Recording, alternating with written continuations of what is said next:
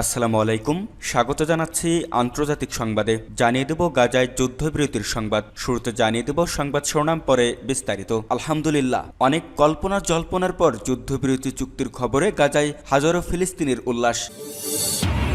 এবার গাজায় যুদ্ধবিরতির চুক্তির প্রথম দফায় মুক্তি পেতে যাচ্ছেন ৩৩ জন জিম্মি। এদিকে গাজায় যুদ্ধবিরতি চুক্তি নিয়ে যা বললেন বিশ্ব নেতারা।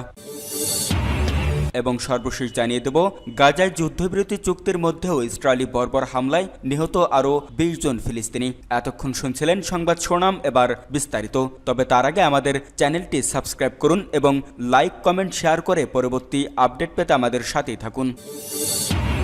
যুদ্ধবিরতি চুক্তির খবরে গাজায় হাজারো ফিলিস্তিনির উল্লাস। যুদ্ধবিরতির প্রস্তাবের সত্ত্বে সম্মত হয়েছে ইসরায়েল হামাস। এ খবর প্রকাশের সঙ্গে সঙ্গে গাজায় রাস্তায় নেমে উল্লাস করেছে ফিলিস্তিনিরা। এদিকে গাজার মধ্যাঞ্চলের দেহির আল বালা এলাকার মানুষের উল্লাসের কিছু ছবি প্রকাশ করেছে সংবাদ মাধ্যম আল জাজিরা। এতে যুদ্ধবিরতির খবর পেয়ে ফিলিস্তিনিদের আনন্দ উল্লাস করতে দেখা যায়। দীর্ঘদিন পর ফিলিস্তিনিদের মধ্যে এমন দৃশ্য দেখা গেল। এর আগে বিবিসির প্রতিবেদনে বলা হয়, কাতার, মিশর ও যুক্তরাষ্ট্রের মধ্যস্থায় ১৫ মাসের ইসরায়েলি আগ্রাসনের অবসান হতে যাচ্ছে। হামাসের একজন কর্মকর্তার বরাদ্দে এই তথ্য জানায় বিবিসি। ইসরায়েলি গণমাধ্যমের খবরে বলা হয়েছে, হামাস যুদ্ধবিরতি চুক্তিতে শেষ মুহূর্তে দাবি পেশ করেছে। কাতারের আলোচনার অবস্থা নিয়ে একটি সংবাদ সম্মেলন করার আগে হামাসের ওই কর্মকর্তা বিবিসির সঙ্গে কথা বলেন। ইসরায়েলি গণমাধ্যমের প্রতিবেদনে বলা হয়েছে, মিশরের সঙ্গে গাজার দক্ষিণ সীমান্তের একটির গুরুত্বপূর্ণ ভূমি নিয়ে তারা ফিলাডেলফি করিডোর সম্পর্কে নতুন দাবি জানিয়েছে। মাসের পর মাস ধরে আলোচনা এখন চূড়ান্ত পর্যায়ে পৌঁছেছে।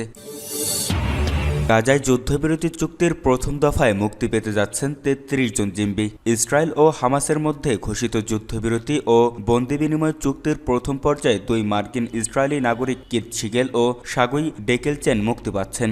এক শীর্ষ মার্কিন প্রশাসনিক কর্মকর্তা জানিয়েছেন, এই চুক্তির মাধ্যমে মোট ৩৩ জন জিম্মি মুক্তি পেতে যাচ্ছেন।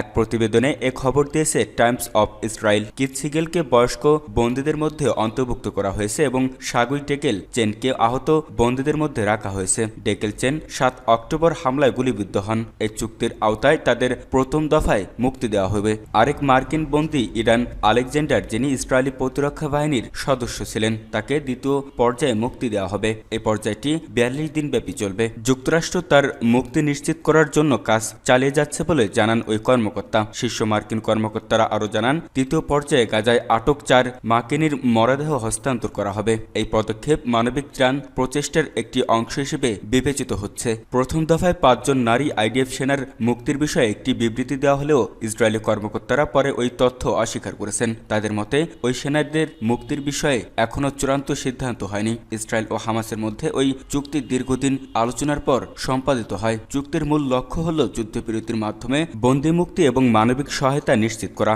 যুদ্ধবিরতি কার্যকর হওয়ার পরই এই বন্দি বিনিময় শুরু হবে। এই চুক্তি ইসরায়েল ও হামাসের মধ্যে চলমান সংঘাতের প্রেক্ষাপটে একটি গুরুত্বপূর্ণ অগ্রগতি হিসেবে বিবেচিত হচ্ছে। এই চুক্তির আওতায় গাজায় সংঘাত বন্ধের পাশাপাশি উপত্যকাটিতে হামাসের হাতে বন্দী জিম্মিদের মুক্তিরও পথ খুলবে। ২০২৩ সালের ৭ অক্টোবর ইসরায়েলে হামলা চালায় হামাস। এতে ১,২১০ জন নিহত হন। ইসরায়েল থেকে জিম্মি করা হয় ২৪১ জনকে। তাদের মধ্যে ৯৪ জন এখনও গাজায় বন্দী রয়েছেন। হামাসের হামলার পর থেকেই গাজায় নির্বিচার হামলা চালিয়ে যাচ্ছে ইসরায়েল। এ হামলায় এখন পর্যন্ত নিহত হয়েছেন অন্তত ৪৬,৭০৭ জন। এছাড়া ইসরায়েলি আক্রমণে আহত হয়েছেন কমপক্ষে ১,১০,০০০ মানুষ।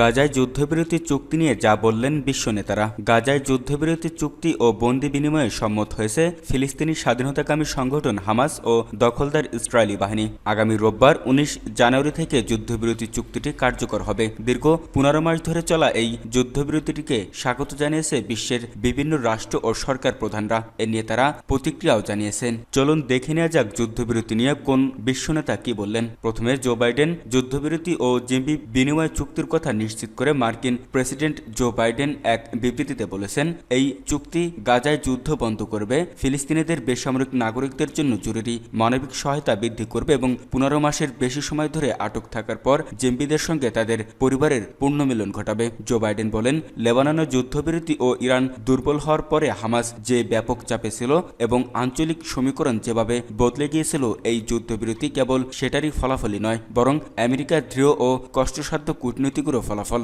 এটা সম্পন্ন করার জন্য তাদের প্রচেষ্টায় আমার কূটনীতি কখনো থেমে থাকেনি। যুদ্ধবিরতির চুক্তিতে প্রতিক্রিয়া জানিয়েছেন নবনির্বাচিত মার্কিন প্রেসিডেন্ট ডোনাল্ড ট্রাম্পও। এ নিয়ে নিজস্ব সামাজিক যোগাযোগ মাধ্যম ট্রুথ সোশ্যালে একাধিক পোস্ট করেছেন। প্রথম পোস্টে ট্রাম্প লিখেছেন, মধ্যপ্রাচ্যের জিম্মিদের জন্য আমাদের একটি চুক্তি হয়েছে, খুব শীঘ্রই তাদের মুক্তি দেওয়া হবে, সবাইকে ধন্যবাদ। ট্রাম্প আরেকটি পোস্টে লিখেছেন, এই চুক্তি কার্যকর হওয়ার সঙ্গে সঙ্গে মধ্যপ্রাচ্যের বিশেষ দূত স্টিভ উইটকফের প্রচেষ্টার মাধ্যমে আমার জাতীয় নিরাপত্তা দল ইসরায়েল এবং আমাদের মিত্রদের সঙ্গে ঘনিষ্ঠভাবে কাজ চালিয়ে যাবে, যাতে গাজা আর কখনো সন্ত্রাসীদের নিরাপদ আশ্রয়স্থল না হয়।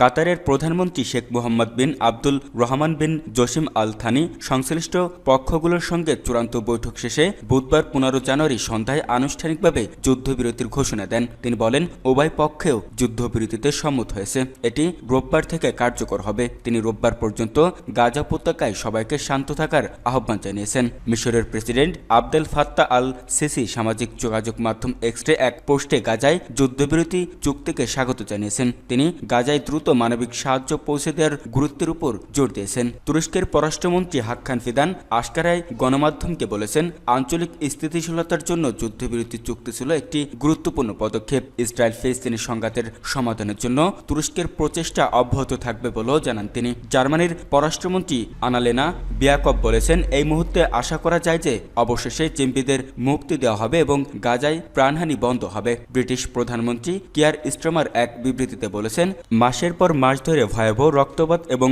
অগণিত প্রাণহানির পর অবশেষে সেই দীর্ঘ বিলম্বিত খবর এলো, যেটার জন্য ইসরায়েল ও ফিলিস্তিন জনগণ মরিয়া হয়ে অপেক্ষা করেছিল। বেলজিয়ামের প্রধানমন্ত্রী আলেকজান্ডার ডি ক্রু বলেছেন, দীর্ঘ সংঘাতের পর জিম্মিদের বিষয়ে আমরা বেশ স্বস্তি বোধ করছি। আশা করি এ যুদ্ধবিরতি যুদ্ধের অবসান ঘটাবে এবং একটি টেকসই শান্তির সূচনা করবে। বেলজিয়াম সাহায্য করতে প্রস্তুত। নরওয়ের প্রধানমন্ত্রী জোনাস গাহর স্ট্রয়ের বলেছেন, ইসরায়েল ও ফিলিস্তিন উভয়কেই বিশ্বাসযোগ্য নিরাপত্তার নিশ্চয়তা পেতে হবে এবং এই সমাধান আঞ্চলিকভাবে স্থির করতে হবে। সূত্র রয়টার্স।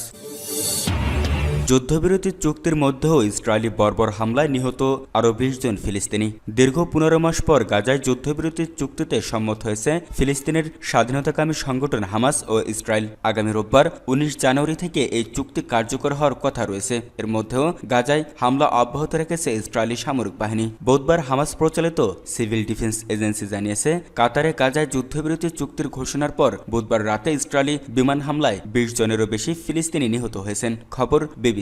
প্রতিবেদনে বলা হয়েছে, গাজা শহরের শেখ রাদওয়ান পাড়ার একটি আবাসিক ব্লকে ইসরায়েলি হামলায় অন্তত 12 জন নিহত ও 20 জন আহত হয়েছেন। এই হামলার বিষয়ে ইসরায়েলি সেনাবাহিনীর পক্ষ থেকে তাৎক্ষণিকভাবে কোনো মন্তব্য পাওয়া যায়নি। অন্যদিকে অধিকৃত পশ্চিম তীরে ইসরায়েলি ও বোমা হামলায় 5 জন ফিলিস্তিনি নিহত হয়েছেন। ফিলিস্তিনি স্বাস্থ্য মন্ত্রণালয় জানিয়েছে, পশ্চিম তীরের জেনিনে ইসরায়েলি হামলায় নিহত 5 জনের লাশ জেনিন সরকারি হাসপাতালে পৌঁছেছে। এর মঙ্গলবার ইসরায়েলি বিমান হামলায় জেনিনে 6 ফিলিস্তিনি নিহত হন। যুদ্ধবিরতির সিদ্ধান্তে মধ্যস্থতা করেছে 3টি দেশ, কাতার, মিশর ও যুক্তরাষ্ট্র।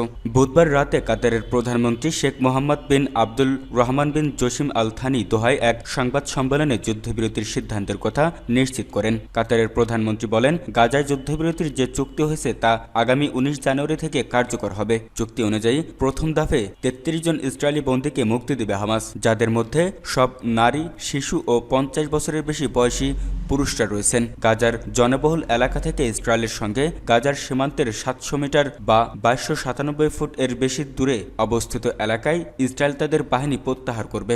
ইসরায়েল বেসামরিক নাগরিকদের গাজার উত্তরে তাদের বাড়িতে ফিরে যেতে দেবে এবং প্রতিদিন 600 ট্রাক পর্যন্ত ত্রাণ সরবরাহের অনুমতি দেবে। শর্ত পূরণ হলে চুক্তির দ্বিতীয় ধাপে ইসরায়েলের কারাগারে বন্দী ফিলিস্তিনিদের মুক্তির বিনিময়ে অবশিষ্ট সব